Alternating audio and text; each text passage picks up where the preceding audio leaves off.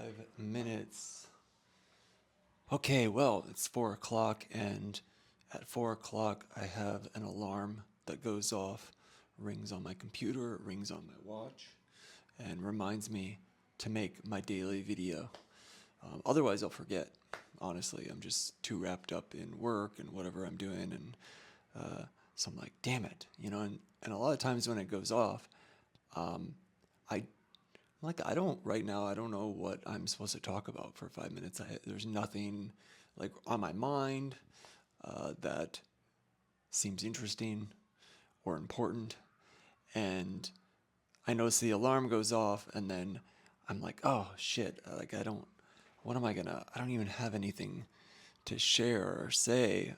But I'm trying to just forget about that and you know, put the phone in the tripod, turn it on, start recording, hit 5 minutes, and then see what happens, and and just talk, and maybe something will come up, and maybe something won't, and I don't know. That's an interesting kind of practice.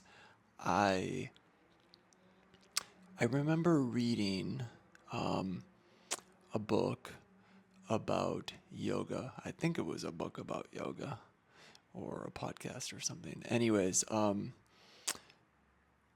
the person was talking about how in their yoga class they would never come prepared with a specific sequence or lesson.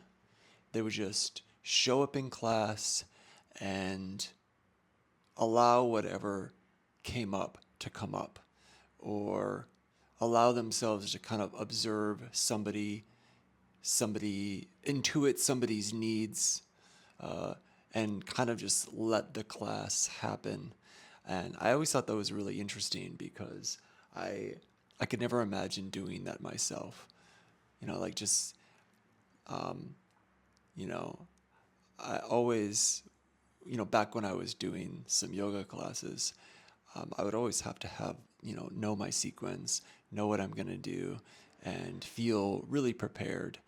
Uh, but but I like that idea. I like this idea of just showing up and allowing, whatever is there to be there. And I mean, I don't think that I think it's a very difficult thing to to tap into and let happen. I don't actually think it's a difficult thing. I think it seems difficult, and therefore it feels difficult. But if we were able to tap into it, then it it wouldn't be difficult. Which ironically reminds me that I did want to talk about the telepathy tapes because I listened to that actually quite a while ago, but was watching a podcast this morning. Um, whose podcast was it? I think Rich Roll. And the woman that produced that series was on there talking about telepathy. And I kept thinking about how, you know, if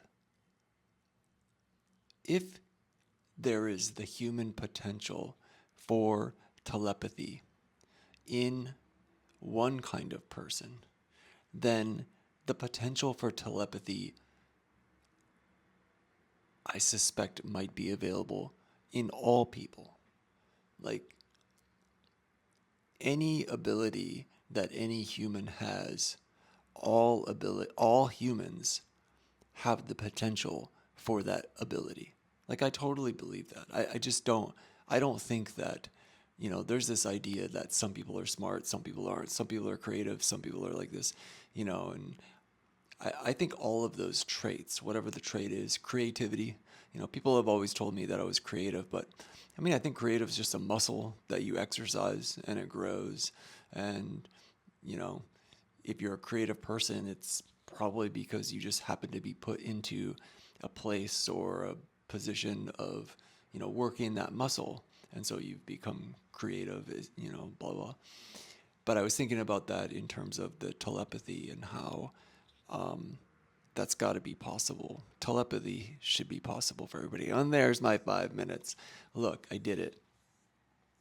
I'm worried I've got nothing to say, and I do. So is this video about telepathy, or is it just about, let's see, I'm already trying to think, like, what would the title of this book? Maybe I'll write down the telepathy thing and talk about that tomorrow, because I want to talk about that more. But for today, I think this is about just making things up, you know, being unstructured, unstructured dialogue. Could that be the title? I don't know. I'll come up with something. Anyways, happy Monday.